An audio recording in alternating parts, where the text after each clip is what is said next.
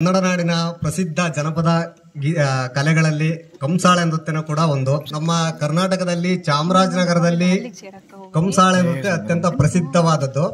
ಅಂದ್ರೆ ಈ ಕಂಸಾಳೆ ನೃತ್ಯ ಮಾಡುವವರನ್ನ ದೇವರಗುಡ್ಡರು ಎಂದು ಕರೆಯುತ್ತಾರೆ. ಇವರು ಮಲೆಮಹದೇಶ್ವರನ ಭಕ್ತರು. ಉಗೆ ಉಗೆ ಮಾದೇವ.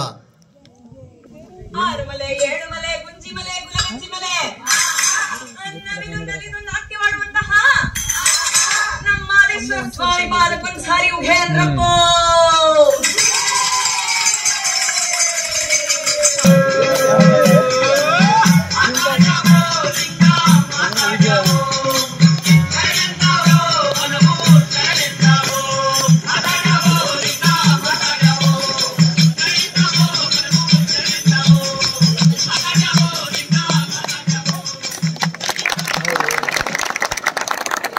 Listo.